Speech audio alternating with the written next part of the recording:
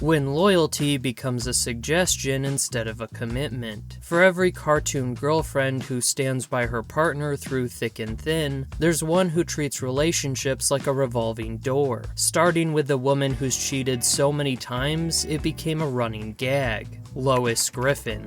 Lois Griffin from Family Guy isn't just unfaithful, she's serially unfaithful, and the show treats this like comedy instead of addressing what it actually is. Let's count. She had an affair with Bill Clinton. She kissed Jerome. She was caught on camera making out with Gene Simmons at a concert. She had feelings for and kissed her old boyfriend Ross. The list literally goes on. But here's what makes it worse. Peter is portrayed as the bad husband, and somehow Lois's cheating is presented as justified or comedic.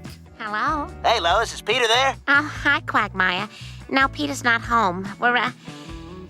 We're having some minor marital problems. The show wants us to laugh at Peter being humiliated, while simultaneously making him the villain of the marriage. The show is trying to have it both ways. Lois is the long-suffering wife, putting up with Peter's stupidity, but also she's actively seeking intimacy outside the marriage. You can't be both the victim and the cheater. Fans have noticed Lois cheats on Peter constantly, but the show acts like Peter's the only problem in the marriage. And at some point we have to acknowledge Lois is just as bad as Peter. The issue isn't that cartoon characters can't have flaws. It's that Family Guy treats Lois's infidelity as either justified or irrelevant while spending entire episodes on Peter's failures. The double standard is blatant. However, while Lois's cheating is played for laughs, Marge Simpson's near infidelity was treated with actual weight, at least in the beginning.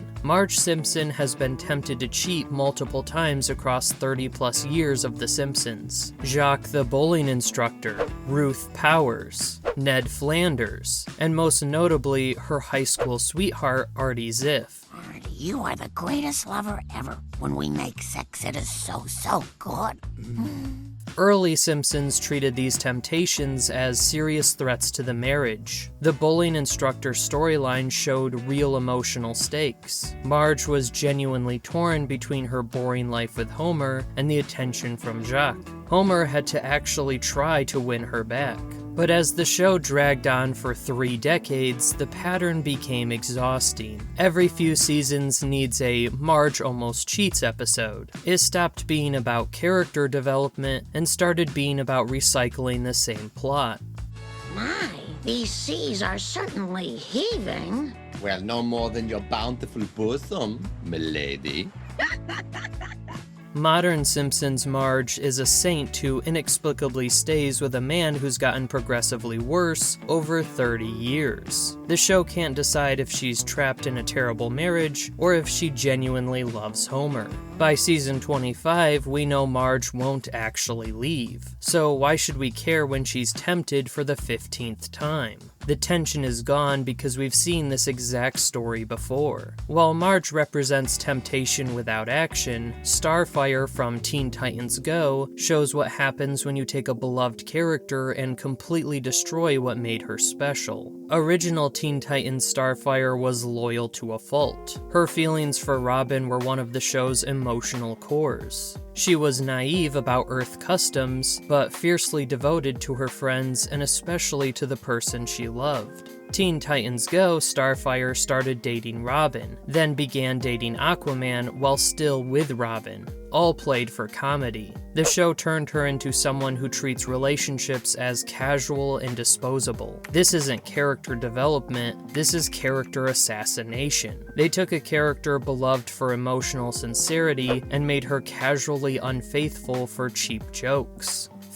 No, like this! You can whistle, Robin! I believe in you! Fans of the original were furious. They took the most loyal character from the original and made her cheat for laughs. And Teen Titans Go ruins every character from the original series. When you reboot beloved characters, making them worse versions of themselves isn't subversive or realistic.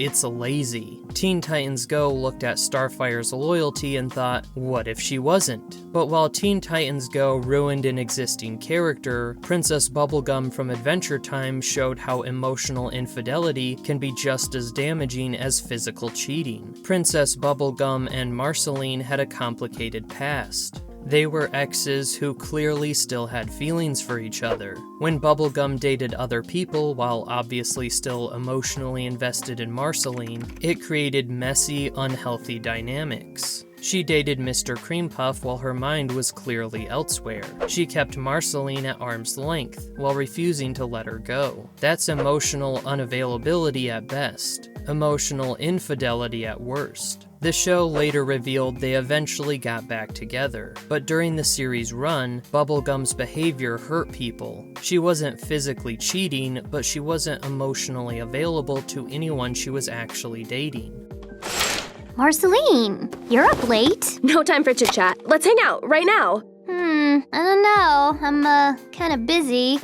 Here's what Adventure Time did differently though. It acknowledged this was messy and unhealthy. The show didn't present emotional infidelity as cute or justified. It was portrayed as one of Bubblegum's genuine character flaws. Fans appreciated the nuance. Bubblegum and Marceline's relationship was messy, but the show never pretended it wasn't. And PB's emotional unavailability was treated as an actual problem she had to work through. Adventure Time understood that being unable to commit emotionally while in a relationship is still a form of betrayal. It just took their characters time to figure that out. However, emotional infidelity is one thing. Serial physical cheating is another. Enter Francine Smith from American Dad. Francine Smith has cheated on Stan multiple times throughout the series. She had an affair with a Native American man on a reservation. She made out with a stripper. She's been caught in compromising positions more times than the show bothers to count.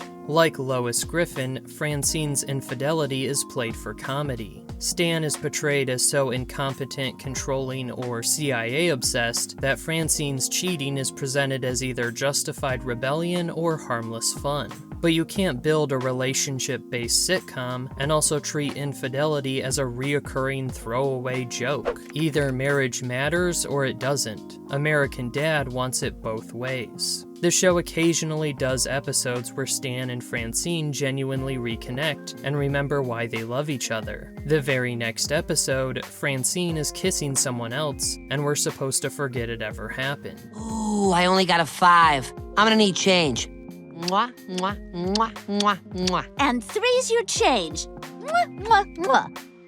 This is sitcom relationship writing at its laziest. Reset button marriages where nothing has consequences because the show needs the same status quo for the next week's episode. Francine can cheat because by next week, it never happened. While Francine's cheating is a running gag, Star Butterfly from Star vs. the Forces of Evil committed what might be the most controversial act of cartoon infidelity. She kissed Marco while he was dating someone else. Star and Marco's will they won't they dragged on for multiple seasons. When Star finally kissed Marco during the Blood Moon Ball curse situation, it felt romantic. When she kissed him again while he was actively dating Jackie, it became something else entirely. The show tried to present this as romantic and inevitable. True love can't be denied. Destiny, fate, all that. But what it actually showed was Star not respecting Marco's current relationship, and Marco being complicit in emotional cheating. Then the show had Marco dump Jackie shortly after, essentially validating Star's interference. You're my best friend, Jackie.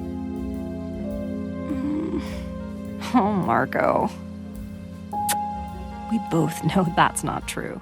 The message became, if you want someone badly enough, their current relationship doesn't really matter. Just go for it. Fans were divided. Star and Marco were endgame, so who cares about Jackie? Versus, the way they got together was selfish and really showed poor character from both of them. When you make your protagonist's romance involve cheating or cheating-adjacent behavior, you're asking audiences to root for something morally questionable. Sometimes shows acknowledge this and it becomes character growth. Star vs. didn't. It treated the kiss as romantic necessity. Speaking of complicated relationship situations, Princess Fiona from Shrek committed technical infidelity, though the context makes it significantly less clear-cut. Fiona was supposed to marry Lord Farquaad. While engaged to him, she developed feelings for Shrek. She kissed Shrek before officially ending things with Farquaad.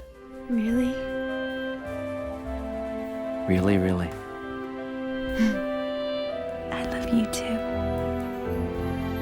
That's textbook infidelity. Now, here's the thing. Farquaad was a villain. The marriage was essentially arranged, and Fiona clearly didn't love him. The movie presents her choosing Shrek as obviously the right call, but technically, she was engaged and pursuing another relationship. The movie sidesteps this moral complexity by making Farquaad so obviously terrible that we don't care about the betrayal. This is emotional manipulation through narrative framing, making the person being cheated on so unlikable that the audience doesn't care about the cheating. Does it work? In Shrek's case, yes, because we're not meant to take the engagement seriously, but it's still worth noting. However, sometimes the person being cheated on matters, and the cheating is portrayed as genuinely terrible behavior. Enter Courtney from Total Drama. Courtney from Total Drama didn't just cheat, she strategically used relationships as game moves, while emotionally manipulating multiple people simultaneously. She dated Duncan while clearly having feelings for him.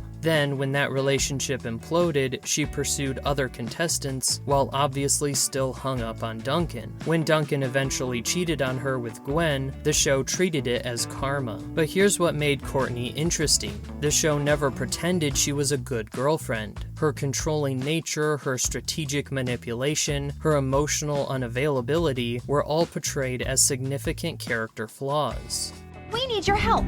Oh, and why should I help you, darling?